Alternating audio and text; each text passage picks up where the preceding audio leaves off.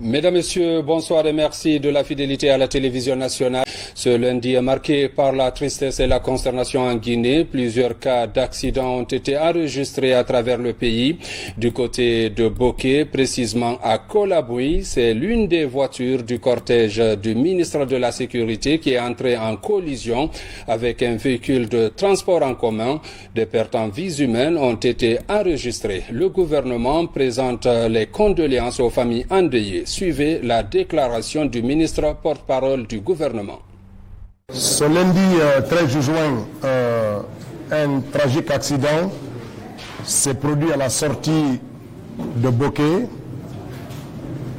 En ce jour qui devait marquer le premier jour de l'immersion gouvernementale en Basse-Guinée, un véhicule du cortège ministériel est entré en collision avec un véhicule de transport en commun qui était en train de faire un dépassement en troisième position.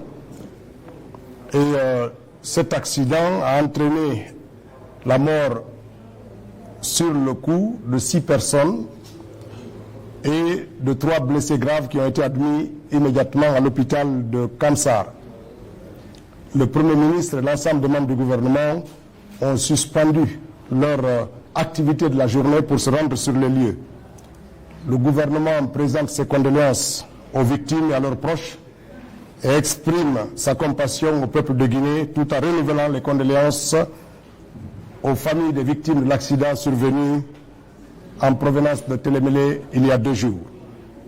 Et toutes les dispositions sont en train d'être prises pour apporter le secours nécessaire aux blessés et la solidarité gouvernementale à toutes les familles. Le Premier ministre a composé immédiatement une cellule de crise constituée du ministre de la Sécurité, du ministre de l'Administration des Territoires, du ministre de la Santé, du secrétaire général chargé des affaires religieuses et du porte-parole du gouvernement. Et dans les heures qui suivent, nous vous donnerons de nouvelles informations quant à l'évolution de la situation des victimes et le dénombrement exact des nombres de décédés sur cet tragique accident. Il faut préciser que le bilan est revu à la hausse. Certains blessés évacués sur l'hôpital de Kamsar n'ont pas survécu. Le total fait 11 morts. Toujours dans le même registre, on en sait un peu plus sur les causes de cet autre drame qui a fait 9 morts et plusieurs blessés graves hier du côté de Télémélé. Selon le constat fait par la police routière, l'excès de vitesse et le transport mixte seraient à l'origine de cet accident. Le ministre de la Sécurité appelle les conducteurs à la prudence. Reportage colonel Morikaba. La route continue de faire des victimes en Guinée. À Télémélé samedi dernier, 9 de nos compatriotes ont péri dans un accident de la route. Des blessés graves et des dégâts matériels sont également enregistrés. Présent à Télémélé dans le cadre de l'immersion gouvernementale, le ministre de la Sécurité, au nom du gouvernement de la transition, a traduit la compassion de son équipe. Malheureusement, on se rend compte à Télémélé ici que nos routes continuent encore à faire des morts. Hier, les services compétents du ministère de la Sécurité et de la Protection civile m'ont rendu compte avec un bilan assez lourd, 9 morts et plus de 11 blessés graves. Ce qui a été mis en cause dans ce triste accident, c'était l'excès de vitesse et puis le transport mixte. Mais à mon avis, il n'y a pas que ça. Vous avez également l'incompétence de nos conducteurs. On peut également citer le manque d'entretien de nos véhicules. Le constat de la police routière révèle le non-respect du code de la route et l'excès de vitesse. Face à cette triste réalité, Bachir Diallo appelle à plus de responsabilité. Au-delà de tout ça, c'est une question de gouvernance. Comment voulez-vous que des citoyens circulent dans une ville, dans une préfecture, et que ces gens-là ne respectent pas le code de la route, ne respectent pas le fait qu'il ne faut pas faire du transport mixte. Il n'y a pas encore un mois, le même genre d'accident s'est produit en Haute-Guinée avec à peu près le même bilan. Il faudrait qu'on sorte de cette logique. Le respect du code de la route, la vigilance et la rigueur pourrait réduire de manière drastique les cas d'accidents et ainsi épargner des vies humaines. Pas certainement avant tout. Retour sur l'accident meurtrier survenu ce lundi à Bokeh. Le Premier ministre, chef du gouvernement, s'est rendu sur les lieux. Mohamed Beavogui a transmis aux familles des victimes les condoléances du chef de l'État, colonel Mamadi Doumbouya. Suivez. Je voudrais d'abord, au nom du président, vous saluer. Il m'a demandé de venir suite aux événements de la journée, des événements tragiques où nous avons perdu nos sœurs, nos filles, nos enfants, nos frères. Il m'a chargé de venir pour vous adresser ses condoléances et les condoléances du gouvernement dans son entièreté. Comme vous savez, nous sommes à l'intérieur du pays depuis presque un mois et moi j'étais à Kindia quand nous avons appris la triste nouvelle. Donc si je n'ai pas pu arriver très tôt, c'est parce que j'étais jusqu'à Kindia, pas à Conakry. Donc, ça prend 6 heures, comme vous savez, au moins pour arriver ici. Nous sommes donc arrivés, je suis allé à Kamsar, prendre des nouvelles des corps, écouter, et puis après Kamsar, me voilà ici, auprès de vous, les parents des victimes et auprès des sages, tout-puissants, pour qu'il accorde le paradis aux victimes. Nous prions Dieu pour qu'il donne la force aux parents qui sont restés de supporter ce moment difficile et de l'accepter au nom de Dieu. Nous prions Dieu que ceux qui sont blessés, qu'ils nous guérissent très vite. Les morts qui sont là aujourd'hui, ce sont nos morts à nous tous. Ce sont nos frères, ce sont nos sœurs. Nous sommes à côté de vous, nous sommes ensemble pour faire organiser ces funérailles, faire les sacrifices. Nous serons ensemble du début à la fin. Avec l'aide du préfet, du gouverneur, avec l'aide de nos sages, nous allons être ensemble. Tout ce qu'il faut faire pour que ça se passe bien, le gouvernement prendra ses responsabilités. Sachez que c'est dans la fraternité que nous sommes là et que nous serons toujours à vos côtés. Paix à l'âme de ces victimes, mesdames et messieurs, c'est la fin de cette édition. Merci de l'avoir suivi et bonne suite de programme sur la RTG. Dans le cadre de l'éducation des enfants en Guinée, la société ITEL Mobile, en partenariat avec l'Armatan Guinée, offre des fournitures scolaires aux écoles de la capitale. L'école primaire de Dixine Centre 2 est l'une des bénéficiaires, une manière pour eux de contribuer à la promotion de l'éducation et la formation des enfants. Reportage Sona Sagno, Marwan Kamara. Le Conseil national de la transition renouvelle son engagement en faveur des personnes à mobilité réduite.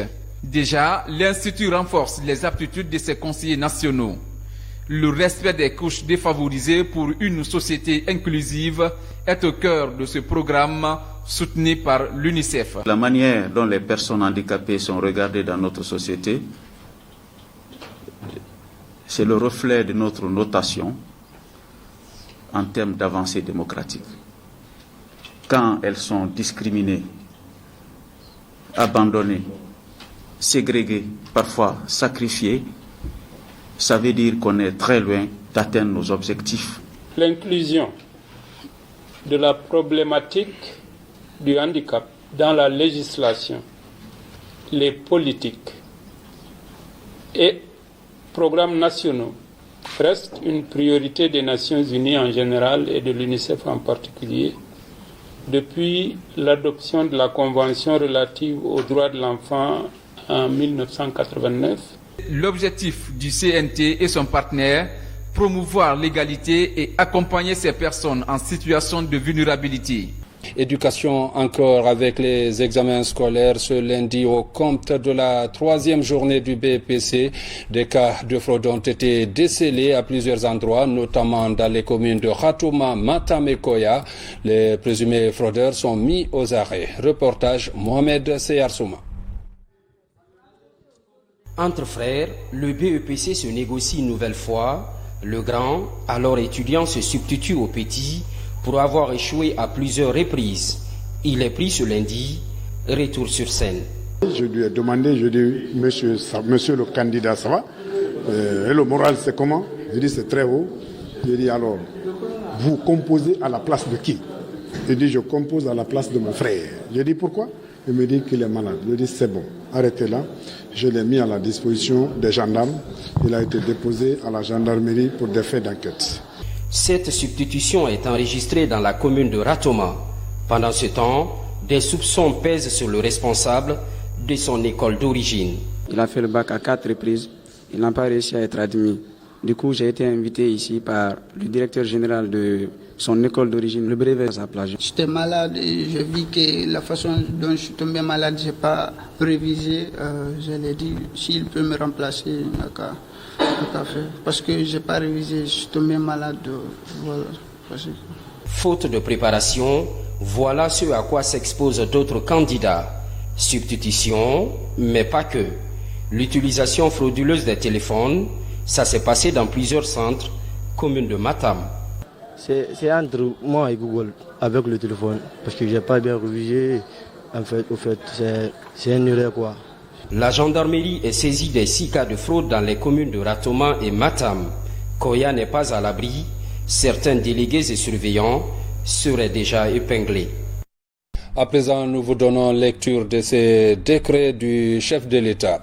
Décret D 2022-0283 PRG CNRD SGG portant nomination de hauts cadres au ministère de l'Enseignement supérieur, de la Recherche scientifique et de l'Innovation. Le président de la transition, vu la charte de la transition, décrète. Article 1er. Les cadres dont les prénoms et noms suivent sont nommés au sein des centres de recherche scientifique dans les fonctions ci-après. Centre de recherche scientifique de Conakry, Rogbane. Directeur général, professeur Alpha Issaga Pale Diallo, matricule 189-431S, en remplacement de Dr Boubacar Silla, appelé à faire valoir ses droits à la retraite. Directeur général adjoint, Dr Ibrahima Keita, matricule 204-997Z, précédemment chef de département géologie-environnement, en remplacement de Tcherno Alucine Bari, appelé à faire valoir ses droits à la retraite. Institut de recherche en linguistique appliquée. Directeur, Dr Mohamed Lamine Keita, matricule 313-704S, enseignant-chercheur à l'Université de Cancan, en remplacement de Sa Gilbert Ifono, appelé à faire valoir ses droits à la retraite.